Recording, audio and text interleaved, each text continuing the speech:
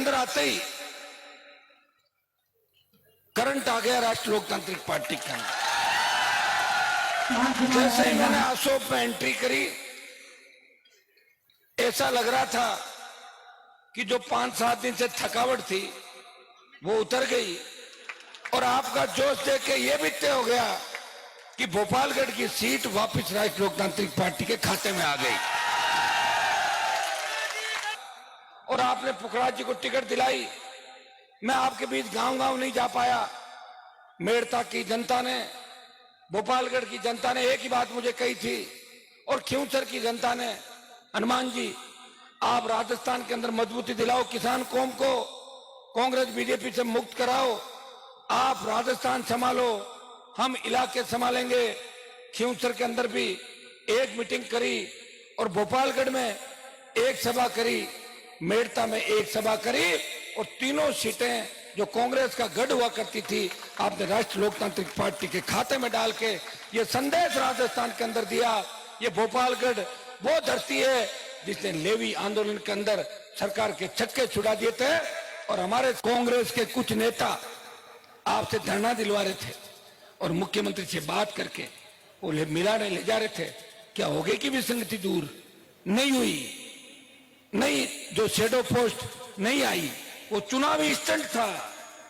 धरना दिलाना और सीएम के पास ले जाके और वाई वाई लूटना। हुआ क्या? टाई टाई फिश हो गई राजस्थान के अंदर। आपने देखा होगा जो नेता बड़ी बड़ी बातें करते थे वो अपने इलाके में उलझ गए, ढानी ढानी जा रहे हैं कि मेरी इज्जत रख लो। कहां तो मुझे चुनौती दे रहे थे कि आरएलपी को कुछ नहीं समझते, खुद के इलाके में सिमट गए। और कहां हनुमान बेनीवाल जो बिना किसी की परवाह किए उन हार्डकोर अपराधियों से लड़ाई लड़ी, जिनके नाम से नेताओं की घिघी बन जाती थी, जिनसे मिलने के लिए नेता कांटेक्ट ढूंढते थे। उन अपराधियों को अगर ऊपर का रास्ता दिखाया, वो नागौर के सांसद ने उनको ऊपर का रास्ता भी दिखाया। मैं विश्वास दिलाता हूं वो दिन दूर नहीं जब राजस्थान की सत्ता पे आपका कब्जा होगा। ये भोपालगढ़ वो धरती है, चाहे जाट आरक्षण आंदोलन का मामला हो, चाहे बिजली के आंदोलन चले, बाड़मेर जोधपुर से चिंगारी उठती है और जयपुर जाते जाते वो ज्वालामुखी बन जाती है।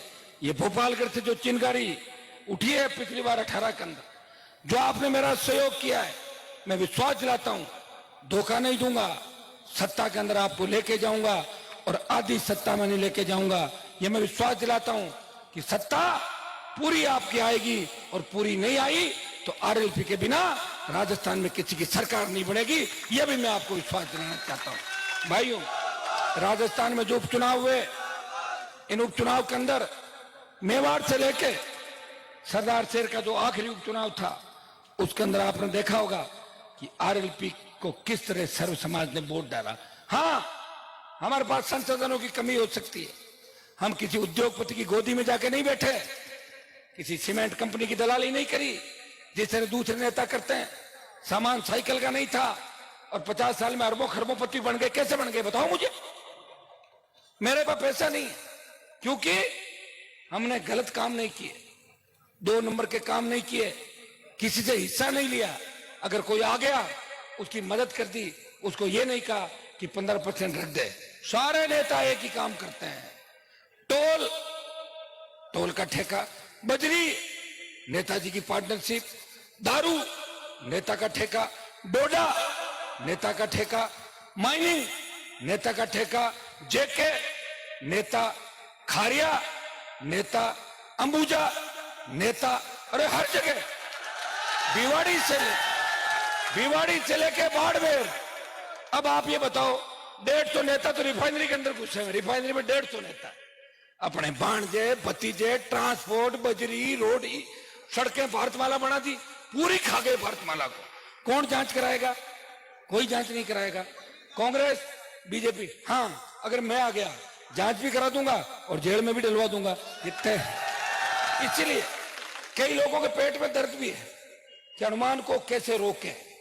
कई नए नए लोग आएंगे, उत्तर प्रदेश से आएंगे, हरियाणा से आएंगे। मैं हरियाणा नहीं गया था, आपको पता है, मेरा बीजेपी से गठबंधन था और मुझे बीजेपी पार्टी ने कहा क्या भूपेंद्र हुड्डा और दीपेंद्र हुड्डा के खिलाफ प्रचार करने जाओ। मैंने कहा नहीं जाऊंगा, नहीं गया। मेरे ऊपर दबाव किसी का नहीं, आप जानते हो। आपने कहा यहां मत आओ, नहीं आया। आया था क्या? आया था क्या भोपालगढ़? नहीं आया। मेरा मन है तो जाऊं, नहीं तो नहीं जाऊं। मैं आपका कहना मान सकता हूं, किसी नेता के कहने से नहीं चलता कभी भी। और क्या, हमने हाथ पैर जोड़ के राजनीति नहीं करी, हमने हमेशा दिल जीत के राजनीति करी। और उसी का परिणाम है जो नारायण बैठा है। पूरी सरकार इसको हराने के लिए खींवसर में आ गई थी, लेकिन खींवसर की जनता ने एक ही बात की कि ये चुनाव नारायण और हरिंदर का चुनाव नहीं है, ये चुनाव अशोक गहलोत और हनुमान बेनीवाल का चुनाव है। और गहलोत के घुट्टे टिका दिए खींवसर की धरती पर। भाइयों, भोपालगढ़ के अंदर मैं आया हूं तो मुझे लक्ष्मण जी सरपंच साहब की याद आती है। एक व्यक्ति था, वो लड़ाई लड़ता था कौम के लिए, समाज के लिए। अब तो मैं जिनको देख रहा हूं वो एक ही काम कर रहे हैं, पैसा कैसे कमाएं। पैसे में इतने अंधे हो गए कि परिवार में ही लड़ पड़े, आसपास कहीं नहीं छोड़ा। अरे कहीं तो चले जाओ। और जिस तरह वीडियो वायरल हुआ आपने देखा होगा, कहते हैं लोगों को कि हमारी सरकार है।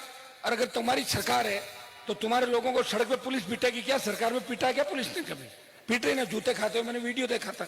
अरे भाई कौन सी सरकार है? तुमसे तो मैं ठीक हूं, सारा सरकार किसी की और चल किसी की रही है, मेरी चल रही ना।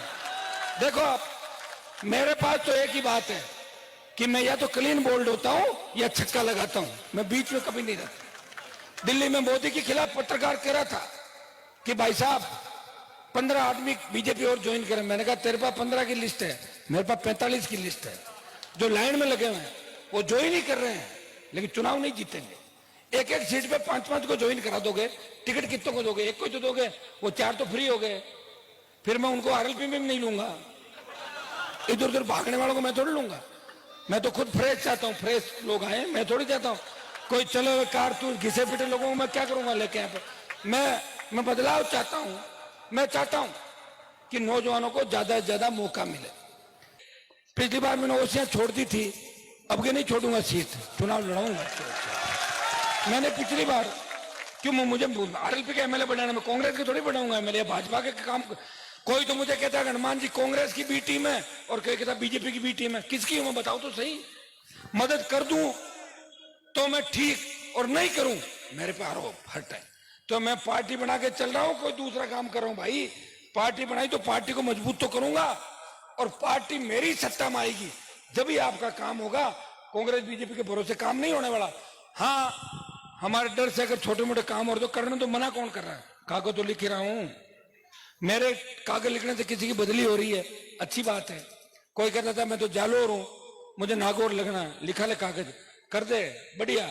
नहीं करे याद रखेंगे, उस मंत्री ने काम नहीं किया उसको हरवाऊंगा, डरते हुए कर देते बेचारे मेरा काम। अरे हनुमान जी से पंगा कौन ले, काम करा दो, जल्दी में हरा देगा चुनाव। ये ताकत किसकी है? आपकी ताकत है। मेरे साथ कौन है? आप हैं। धौलपुर के चंबल के बीड़ से लेके बाड़मेर और डूंगरपुर से लेके गंगानगर तक कोई ऐसा इलाका नहीं होगा जिसमें हनुमान बेनीवाल ने पिछले 25 साल में किसान, जवान, आदिवासी के लिए संघर्ष नहीं किया। विधानसभा से लेकर लोकसभा ऐसा कोई समाज नहीं होगा जिसकी मैंने पैरोकारी नहीं करी। मैं इतना ही विश्वास आपको दिलाता हूं। मैंने कई ऐसे नेताओं को देखा राजस्थान में जो मुझे कह रहे थे हनुमान जी हम साथ, आप साथ मिलकर पार्टियां बनाएंगे। कोई नहीं बना रहा, बैठ गए दुबक के, वहीं बैठ गए नीचे, वहीं चले गए गहलोत की छतरी के नीचे। कहां दम है लोगों के अंदर लड़ने का? एक ही बात जवानों को कहूंगा, एमडी, स्मोक, अफीम, डोडा पोस्ट के जो नशे, इनसे दूर रहना है। गाड़ियां तेज नहीं चलानी। जिस तरह मैं देख रहा था कि डीजे से जो आप ये डेमो दे रहे हो, ये ठीक नहीं। ये जब सोशल मीडिया पे वायरल होता है तो पता लोग क्या कहते हैं कि हनुमान जी खुद ही करवा रहे हैं काम, क्यों मुझे बदनाम कर रहे हो बिना बात के। मैं बड़ी मुश्किल से लड़ के 20 साल निकाले, छोटा मोटा करके कोई घटना घट जाए बदनामी मेरी होगी। अखबार वाले तो तैयार बैठे हैं कि आरएलपी की रैली में डीजे ले रहा है, तो क्यों करवा रहे हो मेरा ऐसा काम? ये इस बात का भी ध्यान रखो, जोश में होश रखना है।